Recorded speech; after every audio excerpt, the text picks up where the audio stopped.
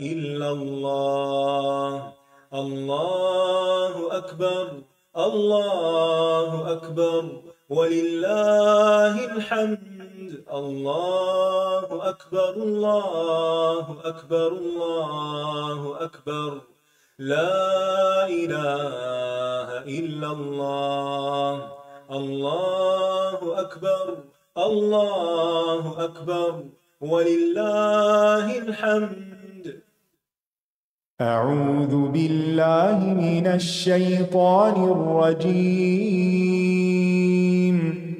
بسم الله الرحمن الرحيم. الحمد لله رب العالمين. الرحمن الرحيم. مالك يوم الدين. إياك نعبد وإياك نستعين. اهدنا الصراط المستقيم. صراط الذين أنعمت عليهم غير المغضوب عليهم ولا الضالين.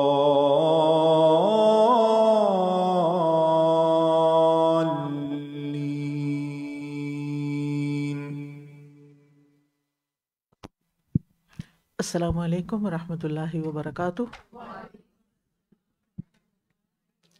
کیا حال ہے سب کا؟ الحمدللہ. آج ہم انشاءاللہ دوسرے پارے میں سے آیت نمبر 158 سے شروع کریں گے. نحمدہ ونصلی علی رسولہ الکریم، اما بعد فاعوذ باللہ من الشیطان الرجیم. بسم اللہ الرحمن الرحیم. رب اشرح لی صدری ویسر لی امری واحلل عقدۃ من لسانی یفقہوا قولی.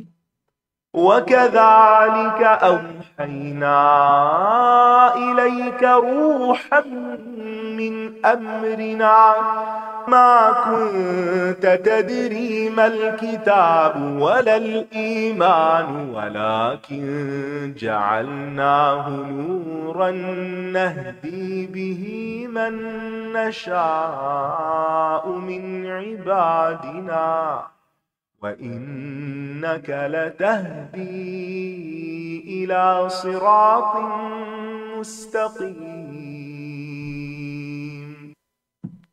اور اسی طرح ہم نے آپ کی طرف اپنے حکم سے ایک روح کی وحی کی. آپ نہیں جانتے تھے کتاب کیا ہے اور ایمان کیا ہے، لیکن ہم نے اسے ایک ایسا نور بنا دیا جس کے ذریعے ہم اپنے بندوں میں سے جسے چاہتے ہیں ہدایت دیتے ہیں، اور بے شک آپ یقیناً سیدھے رستے کی طرف رہنمائی کرتے ہیں. تو قرآن بھی ذریعہ ہدایت ہے اور رسول اللہ صلی اللہ علیہ وسلم بھی سیدھے رستے کی طرف رہنمائی فرماتے ہیں. لہذا جو شخص سیدھے رستے پر چلنا چاہتا ہو اسے چاہیے کہ ان دو چیزوں کو مضبوطی سے تھام کے رکھے اور زندگی کے کسی بھی حصے میں ان سے غفلت نہ برتے. تو آئیے شروع کرتے ہیں آیت نمبر 158 سے. ان الصفا والمروۃ من شعائر اللہ. بے شک صفا اور مروہ اللہ کی نشانیوں میں سے ہیں. فمن حج البیت، تو جو کوئی حج کرے بیت اللہ کا، او اعتمر یا عمرہ کرے، فلا جناح علیہ ان یطوف بہما، تو کوئی گناہ نہیں اس پر کہ وہ طواف کرے یعنی سعی کرے ان دونوں کا. ومن تطوع خیرا، اور جو کوئی خوشی سے کرے کوئی نیکی، فإن اللہ شاکر علیم، تو بے شک اللہ قدردان ہے، خوب جاننے والا ہے. مجھے نہیں معلوم تھا کہ یہ آیت آج میرے سامنے آئے گی. آج ہم اس سے شروع کریں گے. میں اپنی دعاؤں میں ایک دعا مانگتی ہوں کہ یا اللہ میں جو کچھ پڑھاؤں اور سکھاؤں اس پر عمل بھی کروں. اور بہت دفعہ ایسا ہوتا ہے کہ جب کوئی چیز کرنے والی ہوتی ہے تو اسی سے مطابق یا اسی سے متعلق کوئی آیات یا احادیث سامنے آ جاتی ہیں. تو آج ہی انشاءاللہ روانگی ہے، اور آج ہی اللہ سبحانہ تعالیٰ نے سکھا دیا ہے کہ وَمَن تَطَوَّعَ خَيْرًا، جو خوشی سے نیکی کرے. اس میں نماز بھی شامل ہے، اور اس میں ہمارے باقی جو مناسک ہیں وہ بھی شامل ہیں. ان سب کو خوشی سے ادا کرنا چاہیے. عمرہ وغیرہ تو ہم بہت خوشی سے کرتے ہیں، لیکن باقی عبادات میں ہمارے اندر وہ ایکسائٹمنٹ عام طور پر نہیں ہوتی یا خوشی نہیں ہوتی. تو ہمیں نیکی کا ہر کام، کل ہم نے پڑھا تھا فاستبقوا الخیرات، کہ نیکیوں میں دوڑ لگا دو، سبقت کرو، ایک دوسرے سے آگے نکلو. تو جب ہم نیکی کی طرف قدم بڑھائیں تو پھر ہمیں کیا کرنا چاہیے؟ خوشی کے ساتھ، اخلاص کے ساتھ. تو اس کا فائدہ کس کو ہوگا؟ فَهُوَ خَيْرٌ لَّهُ، اسی انسان کو ہوگا جو کرے گا. تو بات یہ ہے کہ ہم میں سے ہر ایک کو اپنا جائزہ لینا چاہیے کہ ہم کس دل سے اللہ تعالیٰ کی اطاعت کرتے ہیں، مجبوری کے مارے یا خوشی کے ساتھ کہ یہ میرے رب کا حکم ہے اس لیے میں نے اس پر عمل کرنا ہے، چاہے چھوٹی سے چھوٹی کوئی نیکی ہو یا بڑی سے بڑی نیکی. اور اللہ سبحانہ وتعالیٰ شاکر ہے. اللہ تعالیٰ کا ایک نام شاکر اور ایک شکور ہے. الشکور اس ہستی کو کہتے ہیں جو بندوں کے تھوڑے عمل کو بھی قبول کر لیتی اور اس پر بہت بڑا اجر عطا کرتی ہے. اور علیم، اللہ سبحانہ وتعالیٰ ہمارے حال کو جانتا ہے، ہماری ٹوٹی پھوٹی عبادات کو جانتا ہے، اور اسے پتہ ہے کہ ہم کس نیت اور کس ایمان اور کس اخلاص کے ساتھ کام کر رہے ہیں. تو وہ اعمال کو ضائع بھی نہیں کرتا، اور پھر صرف عمل کو نہیں دیکھتا، یہ بھی دیکھتا ہے کہ کس شخص نے کس حال میں کیا عمل کیا ہے. یعنی ہر ایک کی سب نماز پڑھنے والے ایک ہمت طاقت نہیں رکھتے، سب کے اندر ایک جیسا اخلاص نہیں ہوتا، سب کے اندر ایک جیسا خشوع نہیں ہوتا. تو اس کو سب پتہ ہوتا ہے کہ کون نیکی کا کون سا عمل کس نیت اور کس دل کے ساتھ کر رہا ہے. پھر فرمایا ان الذین یکتمون ما انزلنا، بے شک وہ لوگ جو چھپاتے ہیں اسے جو نازل کیا ہم نے، کیا من البینات والہدی، واضح نشانیوں میں سے اور ہدایت میں سے.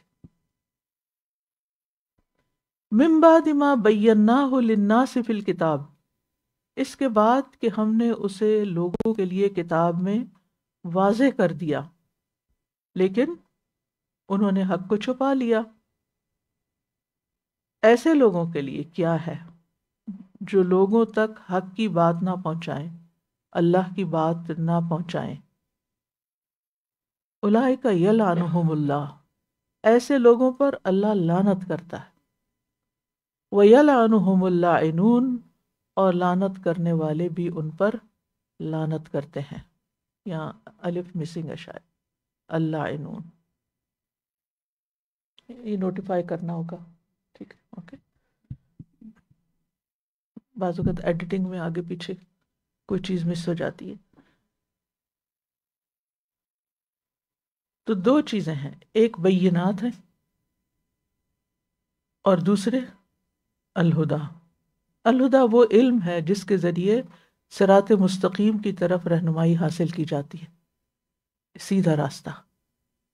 تو علم والوں کو، دین کی دعوت دینے والوں کو اس آیت کی روشنی سے بہت متنبہ رہنا چاہیے. یعنی ان کے لیے ایک بڑی اہم تنبیہ ہے کہ اگر انہوں نے لوگوں کو صحیح بات نہ بتائی تو پھر وہ بہت بڑے جرم کا ارتکاب کریں گے اور لوگوں کے گناہوں کا بھی بوجھ اپنے سر پہ اٹھائیں گے.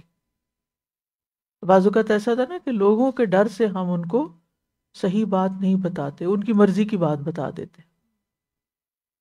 اس میں ہوتی تو مشکل ہے، لیکن پھر ذمہ داری بھی یہی ہے. الا الذین تابوا واصلحوا وبینوا، سوائے ان لوگوں کے جنہوں نے توبہ کر لی، اور صرف توبہ نہیں، پھر آئندہ اصلاح بھی کر لی. وبینوا، اور پہلے جو چھپاتے تھے حق اس کو واضح کر دیا. تو پھر ان کے لیے کیا ہے؟ وَأُولَٰئِكَ أَتُوبُ عَلَيْهِمْ، تو ایسے لوگوں پر میں مہربانی کروں گا. وَأَنَا التَّوَّابُ الرَّحِيمُ، اور میں بہت زیادہ توبہ قبول کرنے والا، بہت زیادہ مہربان ہوں. ان الذین کفروا وماتوا، بے شک وہ لوگ جنہوں نے کفر کیا اور وہ کفر ہی کی حالت میں مر گئے. اولئک علیہم لعنۃ اللہ والملائکۃ والناس اجمعین، ان لوگوں، ایسے لوگوں پر اللہ کی اور فرشتوں کی اور سب انسانوں کی لعنت ہے. کن پر؟ جو کفر کی حالت میں مرے. کسی پہ لعنت بھیجنا بڑا سنگین معاملہ ہوتا ہے، اور کسی پر بھی لعنت بھیجنا اس وقت تک جائز نہیں جب تک یہ یقین نہ ہو جائے کہ واقعی اس کی موت کفر پر ہوئی.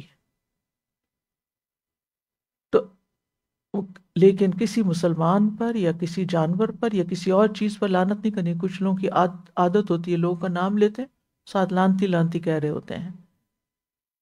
تو لعنت کا مطلب ہوتا ہے اللہ کی رحمت سے دور کرنا. تو جو یہ کہے گا نا فلاں پہ اللہ رحم نہیں کرے گا، اللہ تعالیٰ اس پہ تو کر دے گا، اور کہنے والے کی پکڑ ہو جائے گی. خالدین فیہا، ہمیشہ رہنے والے ہیں اسی میں، یعنی لعنت میں.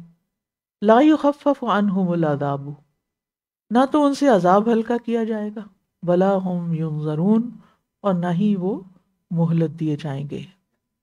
وَإِلَٰهُكُمْ إِلَٰهٌ وَاحِدٌ، اور تم سب کا معبود ایک ہی معبود ہے. لا الہ الا ہو، اس کے سوا کوئی معبود نہیں. هو الرحمن الرحیم، وہ بہت مہربان نہایت رحم کرنے والا ہے. یہاں پر آپ دیکھیے کہ ایک آیت کے اندر الہ واحد، اور پھر الہ، پھر الرحمن، پھر الرحیم، اللہ سبحانہ وتعالیٰ کی صفات کا ذکر ہے. ان فی خلق السماوات والارض، بے شک آسمانوں اور زمین کی پیدائش میں، واختلاف اللیل والنہار، اور رات اور دن کے اختلاف میں، والفلک التی تجری فی البحر، اور ان کشتیوں میں جو سمندر میں چلتی ہیں، بما ینفع الناس، اس چیز کو لے کر جو لوگوں کے لیے فائدہ مند ہوتی ہے. لآیات، یقیناً نشانیاں ہیں، لقوم یعقلون، ان لوگوں کے لیے جو غور و فکر کرتے ہیں، جو عقل رکھتے ہیں، ان لوگوں کے لیے. ابھی نیچے آیت چل رہی ہے. وما انزل اللہ من السماء من ماء، اور جو اتارا اللہ نے آسمان سے پانی میں سے. فاحیا به الارض بعد موتها، پھر اس نے زندہ کیا اس کے ساتھ زمین کو، بعد موتها، اس کی موت کے بعد. وبث فيها من كل دابة، اور اس نے پھیلا دی اس میں ہر قسم کی جاندار مخلوق. وتصریف الریاح، اور ہواؤں کے پھیرنے میں. والسحاب المسخر بین السماء والارض، اور ان بادلوں میں جو مسخر کیے گئے ہیں آسمان اور زمین کے درمیان. کیا ہے ان سب میں؟ لآیات لقوم یعقلون، یقیناً نشانیاں ہیں ان لوگوں کے لیے جو عقل سے کام لیتے ہیں. یعنی کائنات پر غور و فکر کرنے سے رب کی پہچان ہوتی ہے. یہ سب کچھ جو آنکھوں کے سامنے چل رہا ہے ہمارے، کبھی آسمان کو دیکھیں نا تو ایک طرف سے لے کے دوسری طرف تک دیکھتے جائیں دیکھتے جائیں دیکھتے جائیں، اتنا بڑا اتنا بڑا. وہ خود کتنا بڑا ہوگا جس نے یہ بنایا ہے، اور اس کا علم اور اس کی قدرت. یعنی انسان واقعی ڈوب جاتا ہے پھر اللہ کی عظمت میں.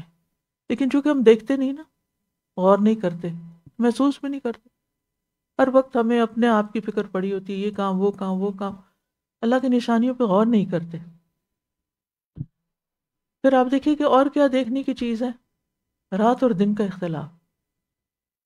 میں کبھی سوچتی ہوں کہ اگر یہ تبدیلی نہ ہوتی ہر روز ہر روز ہر روز، تو ہم صرف دن ہی دنوں تک کتنا تھک جاتے. ایون رات ہی رات ہوتی، اس میں سو سو کے بھی تھک جاتے. زیادہ سوئے اس میں بھی تھکتا ہے انسان.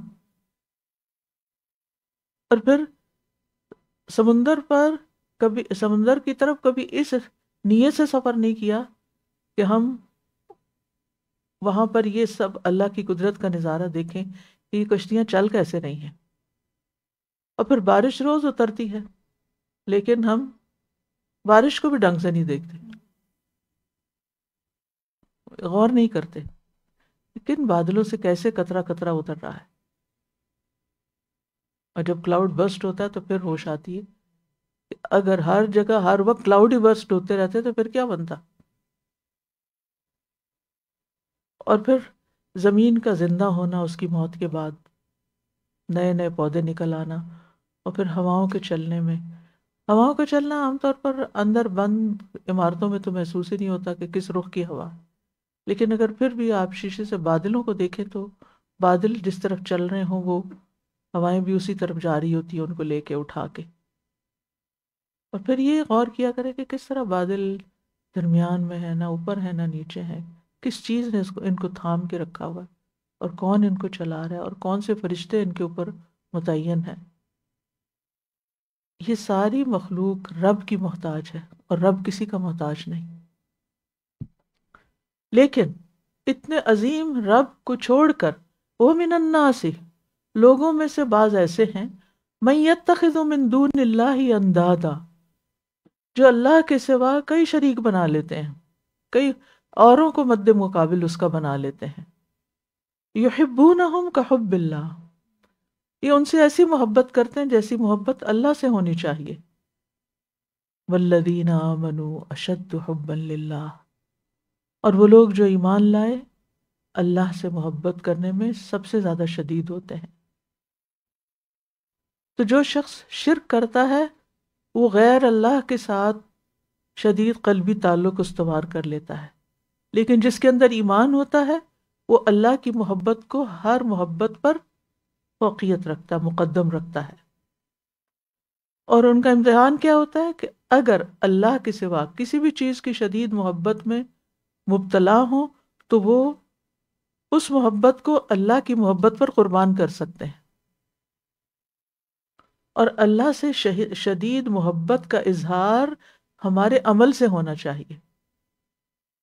اب اذان ہو رہی ہو، نماز کا وقت ہو، اور ہم نماز کو نہ جائیں اور کہ ہمیں اللہ سے بڑی محبت ہے تو جھوٹی محبت ہوگی.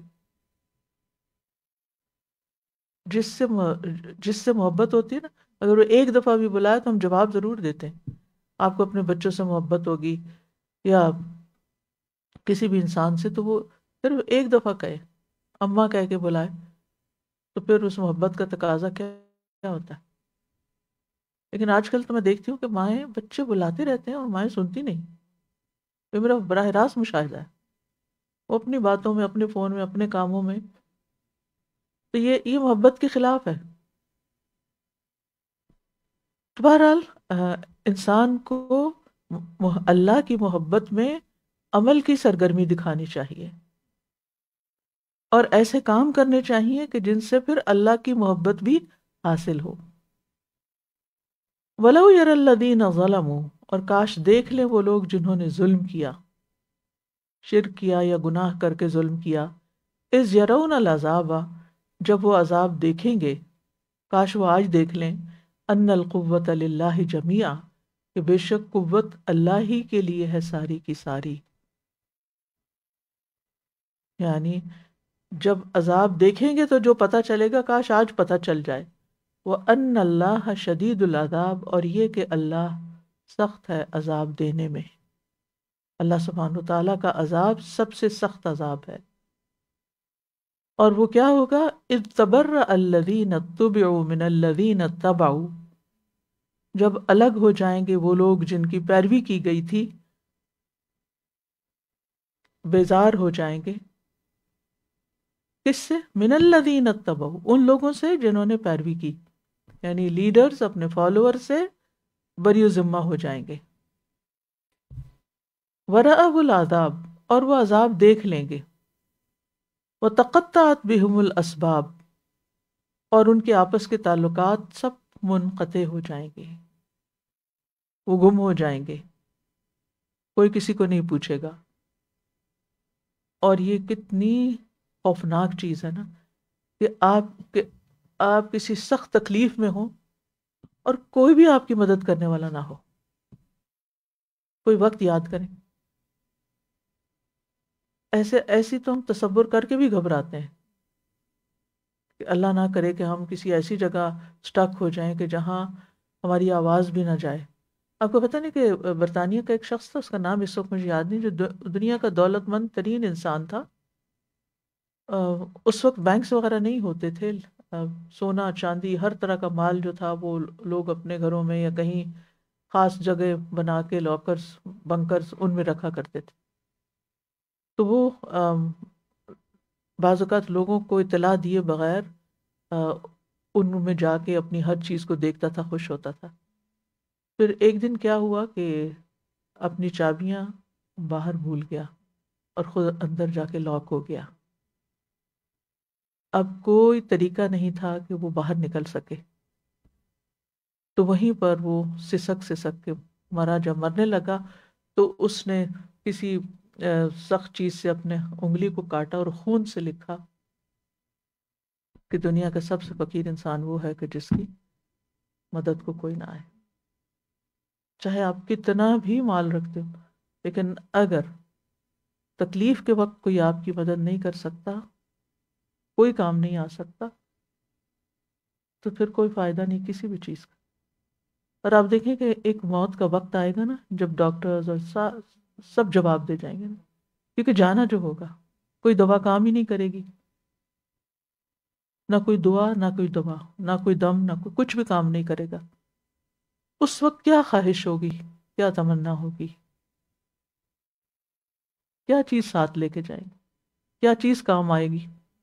نیک اعمال جن سے ہم غفلت برتتے ہیں. تو اکثر اس وقت کو امیجن کر کے پھر کچھ نہ کچھ کرنا شروع کر دیا کریں کہ یہ میرے اس وقت کے لیے ہے جب کسی اور کو تو میری تکلیف کا اندازہ بھی نہیں ہوگا. یعنی بعض اوقات جیسے ہم صدقہ کرتے ہیں نا تو ویسے تو صدقہ کر دیتے ہیں، لیکن اس وقت جب ایک مرنے والا تکلیف میں ہوتا ہے لیکن اوپر والوں کو تو پتہ ہی نہیں ہوتا اور ان کو خیال بھی نہیں آتا. وصیت ضرور کر جائیں کہ جو میرے آس پاس ہوں وہ میرے اس مشکل وقت میں میرے لیے دعا بھی کریں اور صدقہ بھی کریں. لیکن پھر بھی، اور خاص طور پر آپ دیکھیے کہ سب سے زیادہ تو قریبی ہماری یا تو اولاد ہوتی ہے یا ہمارے والدین ہوتے ہیں یا بہن بھائی ہوتے ہیں، اور اگر ہم نے ان تک دین ہی نہیں پہنچایا، ان کو کوئی دعا ہی نہیں سکھائی، ان کو صدقہ ہی کرنا نہیں سکھایا، تو پھر اس وقت تو ان کو ہوش ہی نہیں آئے گی کہ انہوں نے کیا کرنا ہے. تو اگر کہیں بھی ایسی کوئی کنڈیشن سچویشن ہے تو اپنے لیے خود کچھ کریں. بعض اوقات ہم پھر واپس پلٹ کر اولادی کے لیے سب کچھ کر رہے ہوتے ہیں جبکہ ہمیں پتہ ہوتا ہے انہوں نے ہمارے لیے کچھ نہیں کرنا. تو جو اس وقت ہم چاہتے ہیں نا وہ آج کر لیں. پھر اگلا مرحلہ قبر کا ہے، جو وہاں چاہتے ہیں نا وہ آج کر کے تیار رکھ لیں، کیونکہ وہاں کوئی کام نہیں آئے گا. وقال الذین اتبعوا، اور کہیں گے وہ لوگ جنہوں نے پیروی کی، لو کاش ان لنا کرتن، ایک بار ہمارے لیے واپسی کا کوئی موقع ہوتا، فنتبرأ منہم، تو ہم ان سے الگ ہوتے، کما تبرؤوا منا، جس طرح یہ ہم سے الگ ہوئے ہیں، بیزار ہوئے ہیں. کذالک یریہم اللہ اعمالہم حسرات علیہم، اور اسی طرح اللہ انہیں ان کے اعمال حسرتیں بنا کر دکھائے گا. یہ جو حسرت کا عذاب ہے نا، یہ بہت بڑا عذاب ہے، یہ شدید ترین عذاب ہے کہ انسان ریگریٹ کرے اور اس کے ہاتھ میں کچھ نہ ہو کہ وہ اس مصیبت کا ازالہ کر سکے. وما ہم بخارجین من النار، اور وہ آگ سے نکلنے والے بھی نہ ہوں گے. تلاوت لگائیے.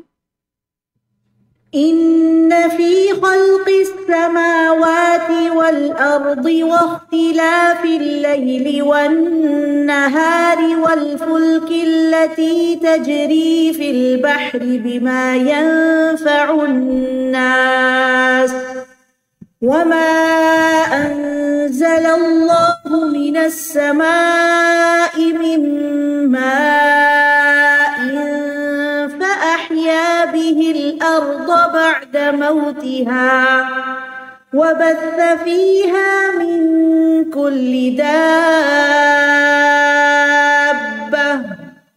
وتصريف الرياح والسحاب المسخر بين السماء والأرض لآيات لقوم يعقلون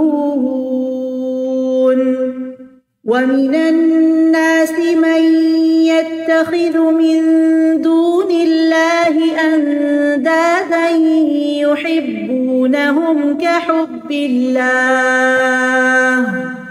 والذين آمنوا أشد حبا لله ولو يرى الذين ظلموا إذ يرون العذاب أن القوة لله جميعا وأن الله شديد العذاب إذ تبرأ الذين اتبعوا من الذين اتبعوا ورأوا العذاب وتقطعت بهم الأسباب وقال الذين اتبعوا لو أن لنا كرة فنتبرأ منهم كما تبرأوا منا كذلك يريهم الله أعمالهم حسرات عليهم وما هم بخارجين من النار۔ تو گویا برے اعمال قیامت کے دن حسرت کا باعث بنیں گے۔ اللہ کے حق میں کمی انسان کے لیے شرمندگی کا باعث بنے گی۔ تو اللہ تعالی ہمیں توفیق دے کہ آج ہم وہ کر لیں جو کل ہمارے لیے خوشی کا باعث بنے۔ پھر فرمایا یا ایھا الناس، اے لوگو، کلوا مما فی الارض حلالا طیبا، کھاؤ اس میں سے جو زمین میں ہے، حلال پاکیزہ، حلال بھی ہو طیب بھی ہو۔ ولا تتبعوا خطوات الشیطان، اور نہ تم پیروی کرو شیطان کے قدموں کی۔ کیوں؟ انہ لکم عدو مبین، کیونکہ وہ تمہارے لیے کھلا دشمن ہے۔ انما یأمرکم، بے شک وہ تمہیں حکم دیتا ہے، کس چیز کا؟ دو چیزوں کا، بالسوء والفحشاء، برائی کا اور بے حیائی کا۔ وَأَن تَقُولُوا عَلَى اللَّهِ، اور یہ کہ تم کہو اللہ پر ما لا تعلمون، وہ باتیں جو تم جانتے نہیں۔ یہ بھی ایک بہت بڑا جرم ہے، اور شیطان اللہ کے بارے میں ہم سے ایسی باتیں کہلوا دیتا ہے جو اس کی شان کے خلاف ہے۔ اس لیے اللہ تعالیٰ کے ادب کا تقاضا یہ ہے کہ ہم اللہ سبحانہ وتعالیٰ کے بارے میں بات کرتے ہوئے بہت ہی محتاط رہیں۔ وَإِذَا قِيلَ لَهُمْ، اور جب ان سے کہا جاتا ہے اتبعوا ما انزل اللہ، پیروی کرو اس کی جو اللہ نے نازل کیا، اللہ نے اتارا، قالوا، وہ کہتے ہیں بل، نہیں، بلکہ نتبعوا، ہم تو پیروی کریں گے ما الفینا علیہ آباءنا، اس کی جو جس پر ہم نے اپنے باپ دادا کو پایا۔ اولو کان آباؤہم لا یعقلون شیئا ولا یہتدون، کیا بھلا اگرچہ ہوں ان کے باپ دادا نہ وہ عقل رکھتے کسی چیز کی اور نہ وہ ہدایت یافتہ ہوں، پھر بھی اندھا دھند آنکھیں بند کر کے ان کے پیچھے چلو گے۔ آباء و اجداد تمہیں نہیں بچائیں گے، ہر شخص کو اپنی عقل استعمال کرنی چاہیے۔ آباء و اجداد سے محبت ہوتی ہے، ان کے طریقوں سے بھی محبت ہوتی ہے، ان پہ فخر بھی بہت ہوتا ہے کہ ہمارے بڑے تھے اور بڑے بڑے کارنامے کر کے گئے، لیکن ضروری نہیں کہ جو انہوں نے کیا اور دنیا میں ان کی شہرت اور ناموری کا باعث بنا وہ ہمارے لیے اس کی پیروی کرنا فائدہ مند ہو، کیونکہ ہر شخص خود اپنی ذات کا ذمہ دار ہے، رسپانسبل ہے، اس لیے وہ کرنا ہے جو اپنی جان کو فائدہ دے، نہ کہ آباء و اجداد کے پیچھے چل کے ان کی پیروی کی جائے، اور خاص طور پر غلط چیزوں میں۔ وَمَثَلُ الَّذِينَ كَفَرُوا، اور مثال ان لوگوں کی جنہوں نے کفر کیا، کَمَثَلِ، مانند مثال الذی اس شخص کی ہے، ینق بما لا یسمع چیخ کر پکارتا ہے اسے جو سنتا نہیں، الا دعاء و نداء مگر پکار اور آواز، یعنی صرف اس کو کچھ ساؤنڈ سنائی دیتی ہے لیکن کچھ سمجھتا نہیں. سم بکم عمی بہرے ہیں، گنگے ہیں، اندھے ہیں، فہم لا یعقلون پس وہ عقل سے کام نہیں لیتے. جو لوگ بھی عقل سلیم سے محروم ہیں وہ سب سے بڑے احمق اور جاہل ہیں، کیونکہ جب ان کو ہدایت کی طرف بلایا جائے، فساد سے روکا جائے، تو وہ آباء و اجداد کا بہانہ کر کے بات نہیں مانتے، جیسے انہوں نے سنا ہی نہیں، سنی انسنی کر دیتے. یعنی کو بما لا یسمع. یا ایھا الذین آمنوا اے لوگو جو ایمان لائے ہو، کلوا من طیبات ما رزقناکم کلو کھاؤ من طیبات پاکیزہ چیزوں میں سے، ما رزقناکم جو ہم نے تمہیں رزق میں بطور رزق عطا کی ہیں. یہاں ما مسنگ ہے. واشکروا للہ اور اللہ کا شکر ادا کرو، ان کنتم ایاہ تعبدون اگر تم اسی کی عبادت کرتے ہو. طیبات کیا ہیں؟ شیخ الاسلام ابن تیمیہ کہتے ہیں طیبات سے مراد وہ کھانے ہیں جو عقل اور اخلاق کے لیے نفع بخش ہے، اور اس کے مقابلے میں خبیث کھانے وہ ہیں جو عقل اور اخلاق کے لیے نقصان دہ ہیں.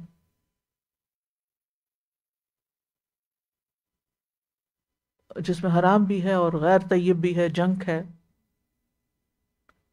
تو پاکیزہ کھاؤ اور اللہ کا شکر ادا کرو. یہ دونوں چیزیں عبادت ہیں. کھانا بھی عبادت اگر پاکیزہ ہو، اور کھا کر شکر ادا کرنا یہ بھی عبادت. جس نے کھا تو لیا اور شکر ادا نہیں کیا، اس کا کھانا عبادت نہیں بنا.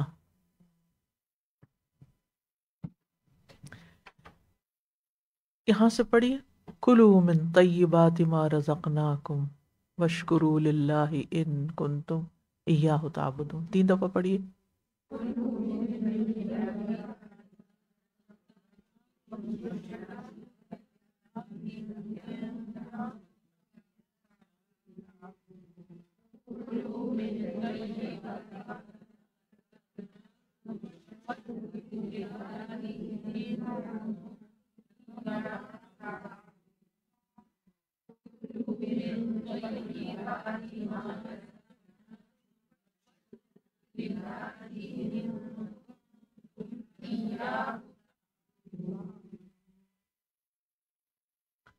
انما حرم علیکم بے شک اس نے حرام کیا تم پر کیا؟ المیتہ مردار، اور والدم اور خون، اور ولحم الخنزیر خنزیر کا گوشت، اور وما اہل بہ لغیر اللہ جس چیز پر اللہ کے سوا کسی اور کا نام پکارا جائے. اب آپ دیکھیے میتہ نظر آتا ہے کہ مردار ہے، خون بھی نظر آتا ہے، لحم الخنزیر کا بھی پتہ چل جاتا ہے، لیکن جو چیز نظر نہیں آتی وہ کیا کہ جو کھا رہے ہیں کہیں غیر اللہ کے نام پر تو قربان نہیں کیا گیا، یا کسی غیر اللہ کے نام پر تو نظر نیاز نہیں دی گئی. ومن اضطر تو جو کوئی مجبور کیا گیا کہ اس کے پاس اور کچھ ہے ہی نہیں کھانے کے لیے، فاقہ زدہ ہے، غیر باغن نہ تو وہ چاہنے والا ہے، نہ رغبت کرنے والا ہے، نہ خواہش رکھنے والا ہے، ولا عادن اور نہ حد سے بڑھنے والا ہے، فلا اثم علیہ تو اس پر گناہ نہیں. یعنی وہ کھانا نہیں چاہتا، وہ مجبوری کھا رہا ہے اور بس اتنا کھا رہا ہے کہ جان بچ جائے، تو ایسے شخص پر کوئی گناہ نہیں. ان اللہ غفور الرحیم بے شک اللہ بہت بخشنے والا نہایت رحم کرنے والا ہے. ان الذین یکتمون بے شک وہ لوگ جو چھپاتے ہیں کیا؟ ما انزل اللہ من الکتاب جسے اللہ نے کتاب میں نازل کیا ہے. یعنی جو اللہ کی طرف سے آئی ہوئی کتاب میں، اور تو جو علماء پڑھتے پڑھاتے ہیں اس کو، پھر وہ لوگوں کو صحیح بات نہیں بتاتے. وہ یشترون بھی ثمنا قلیلا، اور وہ لے لیتے ہیں اس کی قیمت بہت تھوڑی. اولئک ما یاکلون فی بطونہم، یہی لوگ ہیں جو نہیں کھاتے اپنے پیٹوں میں الا النار، سوائے آگ کے، یعنی صرف آگ ہی بھر رہے ہیں. ولا یکلمہم اللہ، اور اللہ ان سے کلام نہیں کرے گا، بات ہی نہیں کرے گا، اتنا ناراض ہوگا یوم القیامہ، قیامت کے دن. ولا یزکیہم، اور نہ وہ انہیں پاک کرے گا کہ سزا دے کے پاک کر کے نکال لے. وَلَهُمْ عَذَابٌ علیم، اور ان کے لیے دردناک عذاب ہے. یعنی ہر وہ فعل جس کی جزا میں اللہ اس سے کلام نہ کرے یا اسے پاک نہ کرے یا اس کی طرف نہ دیکھے، وہ کبیرہ گناہ ہوتا ہے.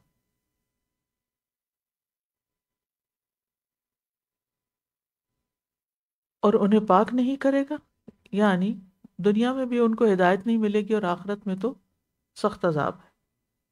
یعنی ان کا تزکیہ بھی نہیں ہوگا، اور آگے سزا بھگت کے بھی فارغ نہیں ہوں گے.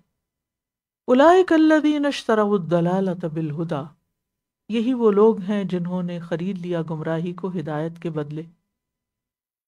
والعذاب بالمغفرہ، اور عذاب کو مغفرت کے بدلے. فما اصبرہم علی النار، بس کتنا صبر ہے ان کا آگ پر. کیوں؟ ذالک بأن اللہ نزل الکتاب بالحق، یہ اس لیے کہ اللہ نے حق کے ساتھ کتاب نازل فرمائی، یعنی بالکل حقیقت اور سچ پر مبنی چیزیں لوگوں کو بتائیں. وَإِنَّ الَّذِينَ اخْتَلَفُوا فِي الْكِتَابِ، اور بے شک وہ لوگ جنہوں نے کتاب میں اختلاف کیا، لفی شقاق بعید، یقیناً وہ ضد میں حق سے بہت دور جا پڑے. تو اللہ نے جتنی بھی کتابیں اتاری ہیں ساری کی ساری حق پر مشتمل ہیں. جو ان پر چلے اس کے اندر افتراق نہیں ہوگا، لیکن جو حق کی مخالفت کرے، کتاب اللہ کی مخالفت کرے، پھر وہ اس اختلاف میں بہت دور چلے جاتے ہیں، کیونکہ کوئی چیز ان کو واپس حق کی طرف لانے والی ہے نہیں. اللہ کی کتاب کے بعد کیا چیز ہوگی جو لوگوں کو سمجھائے گی؟ جو اللہ کی نہیں مانتا وہ اور کس کی مانے گا؟ تو وہ تو پھر ان کی تو سوچ ہی بدل گئی، ان کا تو طریقہ ہی بدل گیا، ان کا تو راستہ ہی بدل گیا، وہ تو پھر دوسری طرف چلے گئے. یہاں سے لوگ ڈیوائیڈ ہو جاتے ہیں، ایک وہ جو اس حق کو مانتے ہیں اور ایک وہ جو اس کو نہیں مانتے. تو نہ ان کی زندگی ایک جیسی اور نہ ان کی موت ایک جیسی اور نہ ان کا انجام ایک جیسا. لیس البر، نیکی یہ نہیں، ان تولوا وجوہکم قبل المشرق والمغرب، کہ تم اپنے چہرے مشرق یا مغرب کی طرف پھیر لو، یعنی صرف کسی ایک ڈائریکشن کو فالو کرو. ولیکن البر، لیکن نیکی تو اس کی ہے، من آمنا، جو ایمان لائے. کس پر؟ اب یہ ایمان کی تفصیلات ہیں. باللہ پڑھیے، باللہ اللہ پر، والیوم الاخر اور آخری دن پر، والملائکۃ اور فرشتوں پر، والکتابی اور کتاب پر، والنبیین اور نبیوں پر. جہاں الکتاب کا لفظ آتا ہے اس سے ساری کتابیں پھر مراد ہوتی ہیں. وآت المال، اور یعنی یہ تو ایمان ہو گیا. سب سے پہلے تو نیکی کے لیے بنیاد ہونا ضروری ہے، اور وہ ہے ایمان کی بنیاد. ایمان نہیں ان چیزوں پر تو باقی تمہاری محنت کام قبول ہی نہیں. وآت المال، اور وہ دے مال، علی حبہ، اس کی محبت میں یا اس کی محبت کے باوجود. کس کس کو؟ ذوی القربی والیتامی. اچھا یہ جو ہے نا علی حبی، اس یا زیادہ بہتر ترجمہ ہے اس کی محبت کے باوجود، یعنی مال سے محبت کے باوجود پھر بھی دے. کس کو؟ ذوی القربی، قرابت داروں کو، والیتامی اور یتیموں کو، والمساکین اور مسکینوں کو، وابن السبیل اور مسافروں کو، والسائلین اور سوال کرنے والوں کو، وفی الرقاب اور گردنیں چھڑانے میں، جو قرض میں جکڑے ہوئے لوگ ہوں یا ویسے قید ہوئے ہوئے ہوں یا غلامی کا شکار ہوں. وَأَقَامَ الصَّلَاةَ، اب دیکھیے پہلے مال دینے کی بات ہوئی، پھر اب جسمانی عبادت، اور وہ نماز قائم کرے، وَآتَى المال، اور وہ زکوٰۃ ادا کرے، وَآتَى الزَّكَاةَ، اور اس نے زکوٰۃ ادا کی، لفظی ترجمہ ہی ہوگا، وَالْمُوفُونَ بِعَهْدِهِمْ إِذَا عَاهَدُوا، اور جو وفا کرنے والے اپنے عہد کو جب وہ عہد کریں، جب وہ کسی کے ساتھ کمٹمنٹ کر لیں تو پھر اس کمٹمنٹ کو نبھائیں، پورا کریں،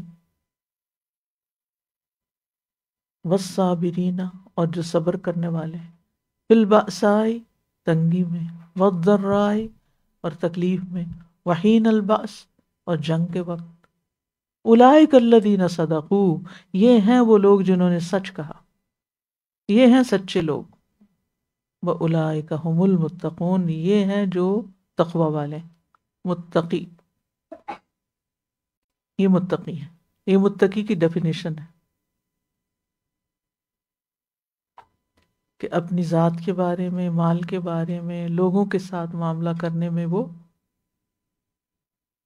مخلص ہے، اللہ کے احکام کی پابندی کرتے ہیں۔ صرف مشرق اور مغرب کی طرف منہ کر لینا نیکی نہیں، پیچھے قبلے کی تحویل کی بات ہو چکی نا، اس میں بہت تاکید تھی کہ تم ہر نماز میں اپنا رخ ادھری کرو، اور اس پر اختلاف، اس پر پھر بہت مسلمانوں کو جب قبلہ تبدیل ہوا تو بہت باتیں بھی سننی پڑی، اور انہوں نے کہا کہ تم تو اپنے دین سے ہی پھر گئے ہو، تمہاری تو کوئی یعنی کہ کوئی اسٹینڈنگ ہی نہیں، کبھی تم ادھر منہ کرتے ہو کبھی ادھر منہ کرتے ہو، کیونکہ اصل بات یہ نہیں ہے، اصل بات کچھ کر کے دکھانا ہے، صرف کسی ایک ڈائریکشن کو فالو کرنا نہیں۔ تو یہ جو اس کو آیت البر کہتے ہیں، اور پھر امام بخاری نے اس آیت کو کتاب الایمان میں باب امور الایمان میں اس کا ذکر کیا ہے، یعنی ایمان صرف عقائد کا نام نہیں بلکہ اعمال بھی ایمان کا جز ہیں، اور اس آیت میں اہم اور بڑی بڑی عبادات کا ذکر ہے، نیکی کے کاموں کا ذکر ہے۔ یا ایھا الذین آمنوا، اور نیکی کے کام کیا ہیں؟ اے لوگو جو ایمان لائے ہو، کتب علیکم القصاص، تم پر بدلہ لینا لکھ دیا گیا ہے، فی القتلى، مقتولوں کے بارے میں، الحر بالحر، آزاد کے بدلے آزاد، والعبد بالعبد، اور غلام کے بدلے غلام، والانثى بالانثى، اور عورت کے بدلے عورت، فمن عفی لہ من اخیہ شیء، تو جو کوئی کہ معاف کر دیا گیا اس کے لیے اس کے بھائی کی طرف سے کچھ بھی، یعنی جس قاتل کو اس کے بھائی مقتول کے وارث کی طرف سے کچھ معاف کر دیا جائے، فاتباع بالمعروف واداء الیہ باحسان، تو دو کام کرے، تو پیروی کرنا ہے معروف طریقے سے، بھلے طریقے سے، یعنی جو بھی طے پایا ہو اس کی، واداء الیہ باحسان، اور اس کو اس دیت کی ادائیگی کی جائے گی خوبصورتی کے ساتھ، احسان کے ساتھ، عمدہ طریقے سے۔ ذالک تخفیف من ربکم ورحمہ، یہ تخفیف ہے، رعایت ہے تمہارے رب کی طرف سے اور رحمت ہے۔ فمن اعتدی بعد ذالک، تو جو کوئی اس کے بعد زیادتی کرے، دونوں فریقوں میں سے، نے جو کمٹمنٹ کی ہے اس کے خلاف جائے، فلہ عذاب علیم، تو اس کے لیے دردناک عذاب ہے۔ اب آپ دیکھیں آیت شروع کہاں سے ہو رہی ہے، کس کو خطاب کیا جا رہا ہے؟ ایمان والوں کو، اور اینڈ کس پہ کیا جا رہا ہے؟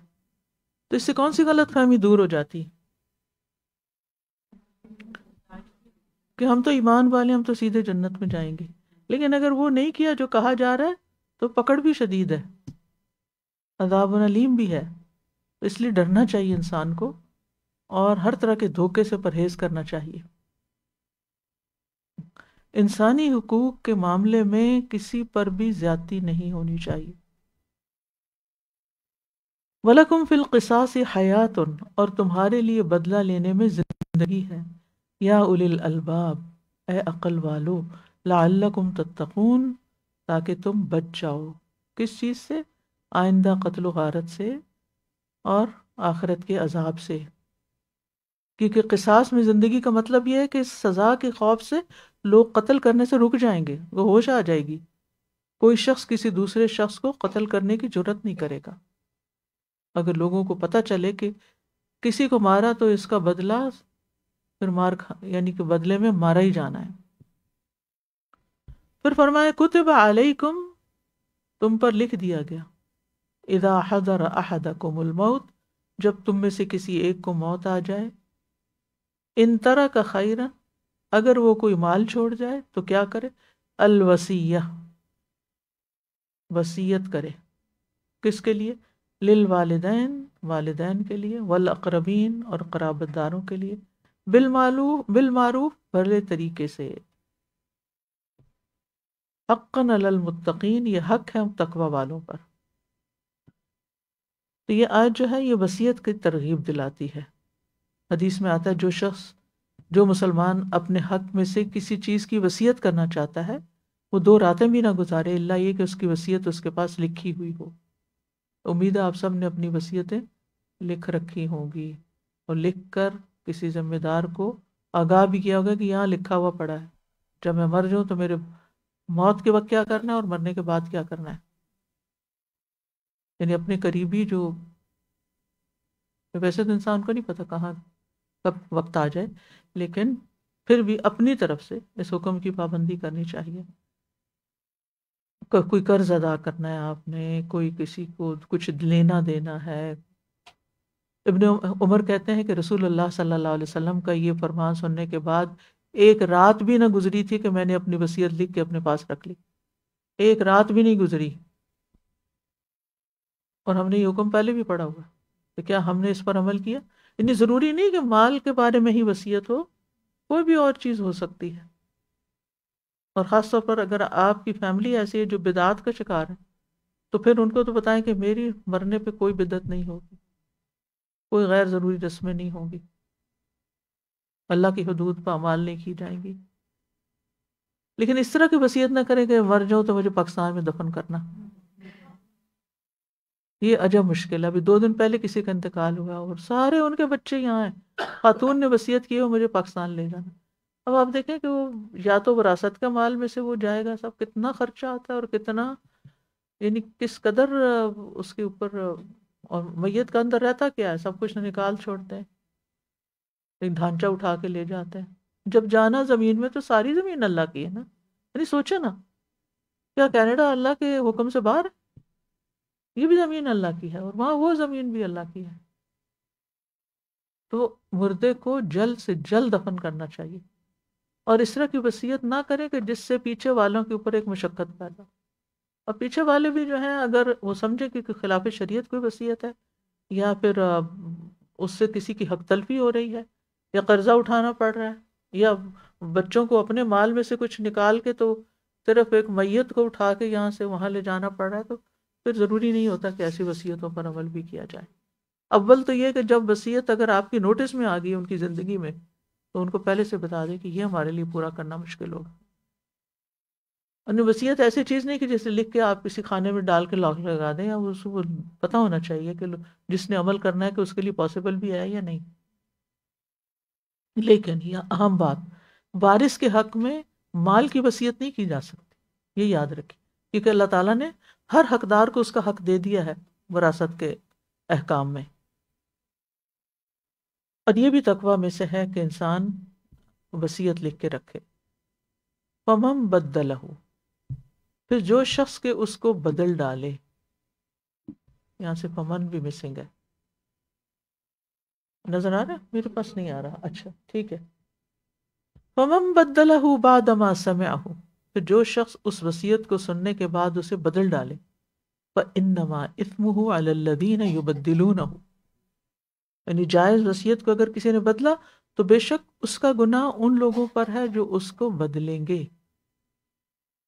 ان اللہ سمیع علیم، بے شک اللہ خوب سننے والا، خوب جاننے والا ہے۔ فمن خاف من موص جنفا، تو جو کوئی خوف کرے وصیت کرنے والے سے طرفداری کا،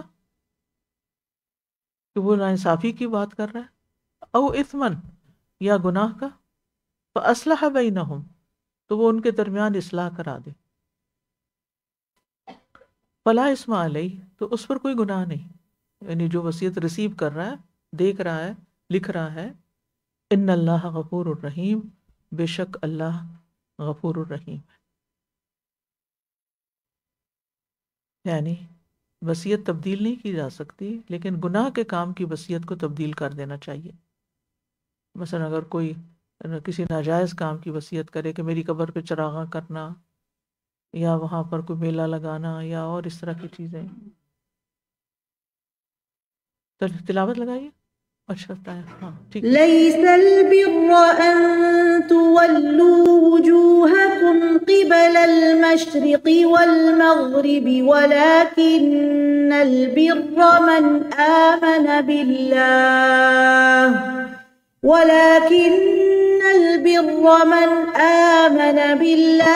वल यौमिल आखिर वल मलाइकति वल किताबि वन नबिय्यीन वआतल माल ala hubbihi dhawil qurba wal yatama wal masakin wabna as-sabili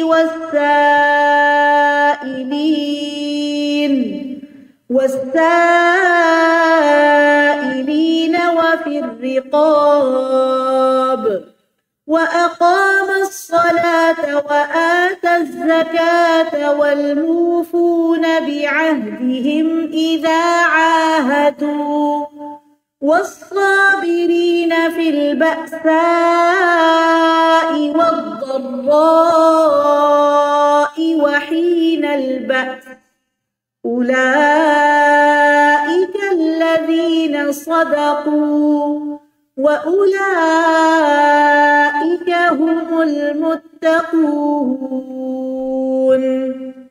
يا أيها الذين آمنوا كتب عليكم القصاص في القتلى الحر بالحر والعبد بالعبد والأنثى بالأنثى فمن عفي له من أخيه شيء فاتباع بالمعروف وأداء إليه بإحسان ذلك تخفيف من ربكم ورحمة فمن اعتدى بعد ذلك فله عذاب أليم ولكم في القصاص حياة يا أولي الألباب لعلكم تتقون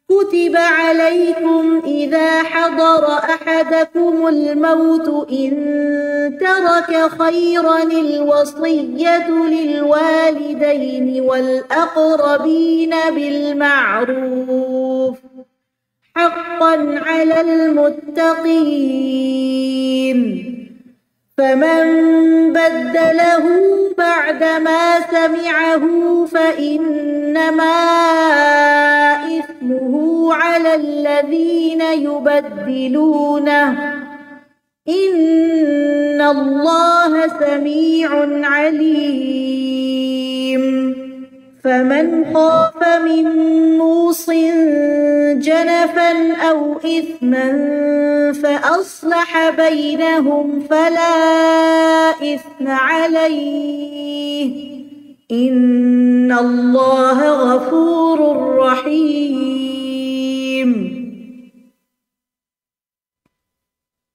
तो वसीयत की जो बात हो रही है, तो चूँकि अब इंशाल्लाह आज मेरी रवानगी है, तो सफ़र से पहले भी वसीयत करनी चाहिए और एक नसीहत करनी चाहिए।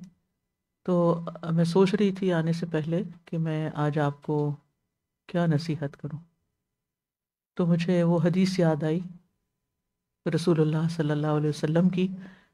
वही मैं आपको भी कहती हूँ, वही मेरी नसीहत है आपके लिए। नबी सल्लल्लाहु अलैहि वसल्लम ने फरमाया,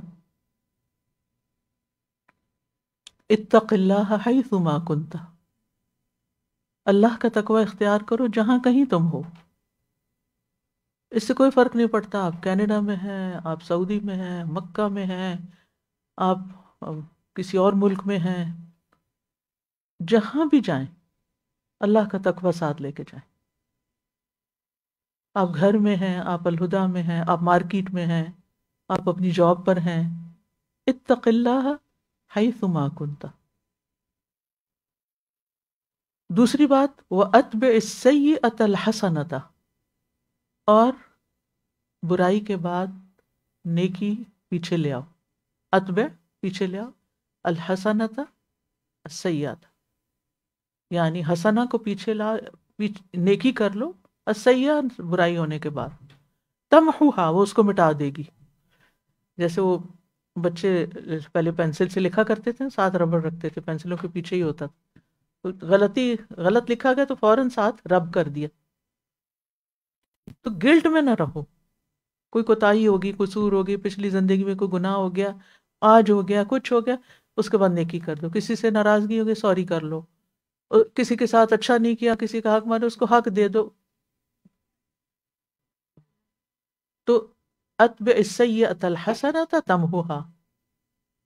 اور تیسری چیز وخالق الناس بخلق حسن، اور لوگوں کے ساتھ اچھے اخلاق سے پیش آؤ، ہر ایک کے ساتھ اچھا معاملہ کرو.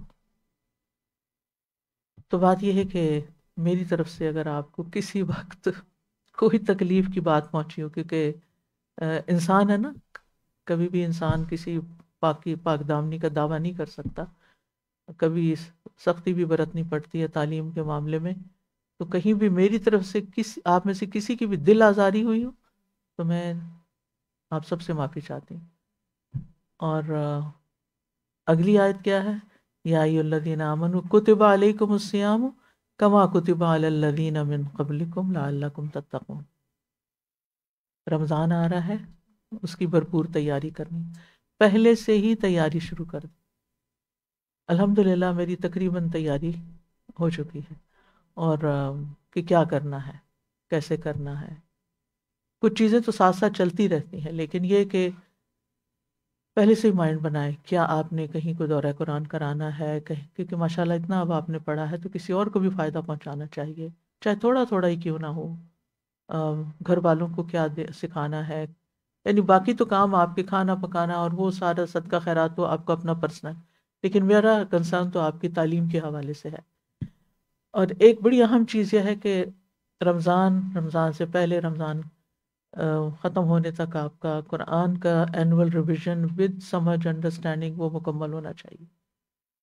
یعنی اپنے اوپر لازم کر لیں کہ ہر سال ایک دفعہ کم از کم، یعنی ویسے تلاوت وغیرہ تو آپ کرتے رہتے ہیں، حفظ وغیرہ وہ سب چیزیں، لیکن ایک دفعہ اسی طرح آپ نے سمجھ کے پورا قرآن ختم کرنا ہے. تو اس دفعہ جو میرا پلان ہے وہ انشاءاللہ رجب سے رمضان تک، تینوں مہینے بڑے اہم ہیں. رجب کی اپنی اہمیت ہے، شعبان کی اپنی ہے، رمضان کی اپنی ہے. تو انشاءاللہ ارادہ یہ کہ ان تینوں مہینوں میں میں قرآن مجید کا ایک ایسا دور کروں کہ جس میں خود بھی سمجھوں اور دوسروں کو بھی فائدہ پہنچاؤں. تو آپ لوگ بھی کوئی نہ کوئی پلان ضرور کریں کہ رجب سے رمضان کیسے گزارنا ہے آپ نے. اس میں اگر آپ دنوں کی پلاننگ کر لیں، اپنے جز کی پلاننگ کر لیں، اور پھر کہاں سے ترجمہ پڑھنا ہے، اور رک رک کے سوچ کے، یا کسی کے ساتھ پڑھنا ہے، یا ریڈنگ کرنی ہے، بچوں کے ساتھ شروع کر سکتے ہیں، آن لائن کسی کے ساتھ شروع کر سکتے ہیں، رشتہ داروں کے ساتھ، دوستوں کے ساتھ، یعنی جو آپ اپنے آپ کو خود زیادہ بہتر سمجھتے ہیں. اپنے ٹیچر سے مشورہ کر سکتے ہیں. اور کورس کے دوران بھی اگر گروپ میں بھی اگر آپ لوگ ایک یعنی جیسے ہم نے روح البیان کیا تھا، ہر ایک کو موقع دیا جاتا تھا کہ وہ آ کے بیٹھے اور کچھ نہ کچھ پڑھائے. تو یہ طریقہ بھی آپ کر سکتے ہیں. اٹس اپ ٹو یو کہ آپ کس طرح اپنے آئندہ وقت کو گزارتے ہیں. ٹھیک ہے، تو انشاءاللہ زندگی رہی تو پھر ملاقات ہوگی. تو استودعکم اللہ الذی لا تضیع ودائعہ، میں آپ کو اللہ کے سپرد کرتی ہوں جس کے سپرد کی ہوئی امانتیں ضائع نہیں ہوتی. اللہ اصل دعا دیں گے تو مانوں گی. سیکھ لیں نا، یاد کر لیں. بالکل، استودعکم اللہ دینکی و امانتکی و خواتیم عملکی. تو اللہ سبحانہ وتعالی ہم سب کو اپنی اطاعت پر قائم رکھے. ولا تموتن الا وانتم مسلمون. ہم اللہ کے فرما بردار ہو کر اس دنیا سے جائیں، نہ کہ کسی نافرمانی کی حالت میں، کیونکہ انما الاعمال بالخواتیم. آپ کا اینڈ کس چیز پر ہوتا ہے، پیچھے کیا ہو چکا وہ تو ابھی میں نے آپ کو حل بتا دیا ہے. کوئی غلطی ہوئی ہے، برائی ہوئی ہے، نیکی کر لو، وہ سب ختم ہو جائے گی. اور نیکی کے طریقے بھی آج آپ نے آیت البر پڑھی ہے، اتنے سارے طریقے آپ نے پڑھے ہیں، ان میں سے کوئی بھی نیکی کا کام کر لو، عمرہ کر لو، صدقہ کر لو، نماز پڑھ لو، نوافل پڑھ لو.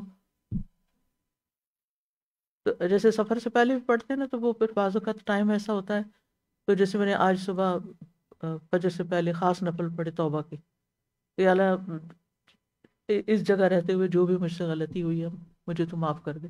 تو اسی طرح ہمیں بھی وقتاً فوقتاً توبہ کرتے رہنا چاہیے. اس سے کیا ہوتا ہے کہ ایک ایسا اطمینان قلب نصیب ہوتا ہے، ایسا شرح صدر ہوتا ہے، اور اللہ سے اچھا گمان بھی رکھتے ہیں کہ اللہ تعالیٰ معاف کرنے والا ہے.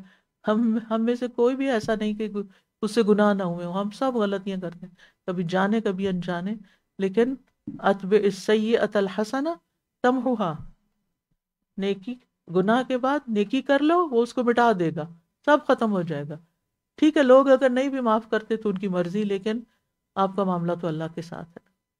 اور آئندہ سے لوگوں کے ساتھ کوئی آپ کو معاف کرے یا نہ کرے، آپ نے اچھا اخلاق اپنا برقرار رکھنا ہے. ٹھیک ہے، اوکے، جزاکم اللہ خیرا. نماز کا ٹائم ہو رہا ہے، تو سبحانک اللہم و بحمدک، اشہد ان لا الہ الا انت، استغفرک و اتوب الیک. السلام علیکم ورحمۃ اللہ وبرکاتہ.